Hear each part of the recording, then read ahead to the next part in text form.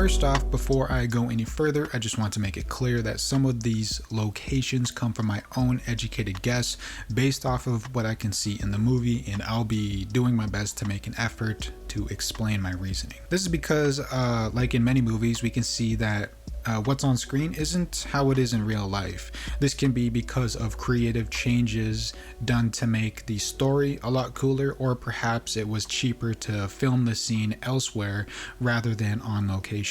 I also want to make a note and say that I will be talking about the rough story that pertains to these locations, but not the entire in-depth story itself. I won't be going into crazy details, but I just want to give you a warning. There will be some spoilers, so please do go watch the movie if you haven't already. It's really good. Alright, let's get into it. So the story takes place roughly 20 years after the first movie, so there's quite a bit of weathering and overgrown plant life. We can start off amongst the forested mountain region called Muir Woods. I may have pronounced that wrong, my apologies, which is north of San Francisco across the Golden Gate Bridge. Here we can see the apes out on a hunt for some food, and once they've rounded up their hunted goods, the apes make their way back home that's nearby in a valley within the very same woods. Now, I just want to say this location is quite cool because there are many huts and shelters and firelights that we can see all across the valley. So by the looks of it, it looks quite lived in, like they got their own little ecosystem of apes existing here, their own little civilization. And because of its elevated cliffside position, this provides a natural defense as well as plays into the ape's climbing ability. There seems to be some sort of wooden keep-like structure where Caesar lives with his family. This is then protected by an immediate nearby wall. Then we can see a much larger palisade wall outside. What I'm seeing are layered defenses, which is actually quite impressive for a couple damn dirty apes, although I cannot say for certain whether only this small portion of the apes community is defended like this, or if there is a palisade surrounding the entirety of the community, but that would be quite long because this valley seems to be quite big. But my best guess is that Caesar's Keep is the fortified area of the community, and that all the firelight and where the huts are outside are not defended.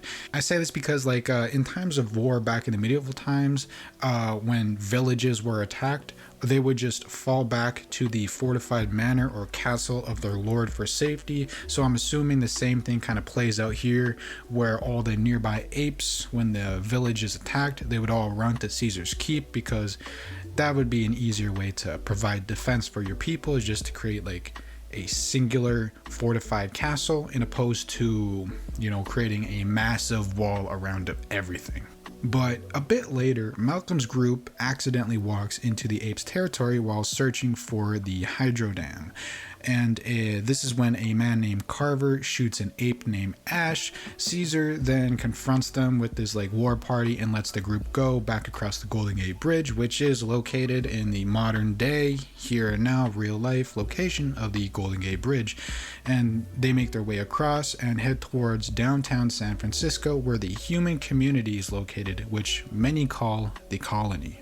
The Colony is specifically located amongst the One Market Plaza buildings at the corner of Market Street and Spear Street. In the world of the Planet of the Apes, there is a large unfinished round tower on top where Caesar and Koba fight it out at the end of the movie, which doesn't exist in our world. Although, as for the interior of the Colony, I can't speak much about its accuracy because I've never been to this location, and from what I could find online, there's not very many pictures, but they don't look that similar. So my guess is all the scenes inside of the Colony are probably filmed elsewhere, but that's just my guess. Now, I say this is the location of the human colony because when the apes go to war and they attack, you could hear a man say that they're attacking from California Street, and this building is the one at the end of that very same street. And we can also see the ferry building with a large clock tower that's also in the same location in our world as it is in the movie.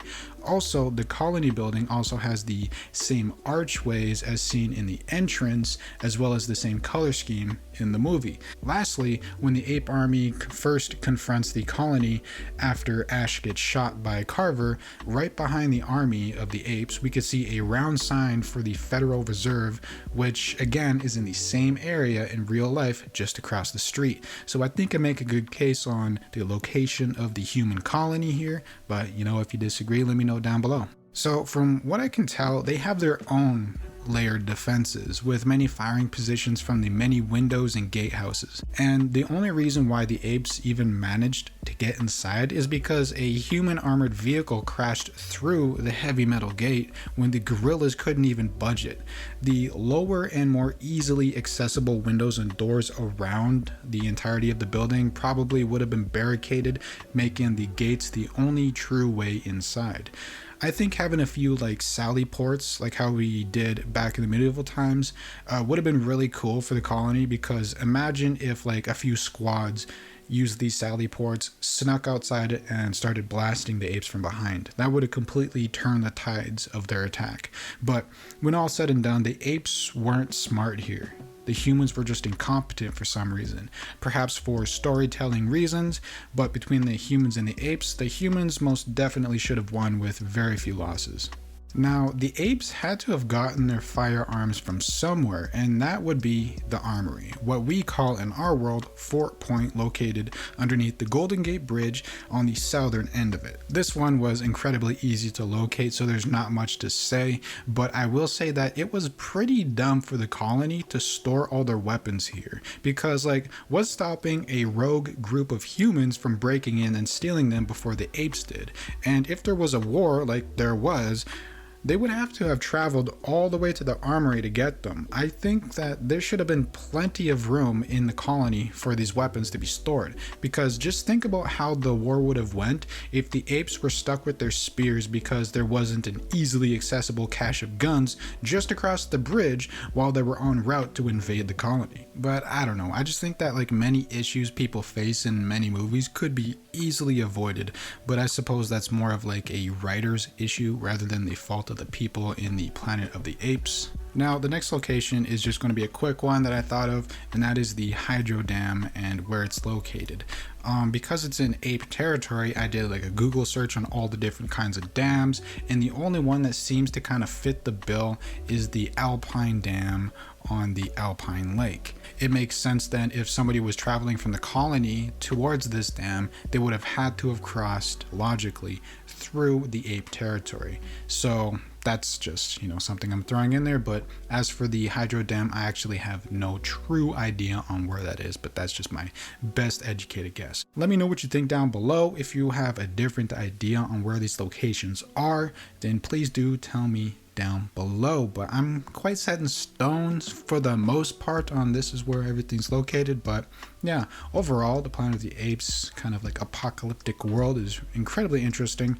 You know, it's not your average zombie or nuclear wasteland type deal. This one's like, you know, there was a huge uprising of apes, but like, you know, at the end of the day, like, it wasn't the apes that took out humanity in the whole Planet of the Apes. It would be like the simian flu, which left only 1% of humanity left alive. So if there was no simian flu, yeah, humanity would have just mopped the floor with them. Even then, so like the 1% of humanity that's alive, yeah, I would bet on humanity over some damn dirty apes any day.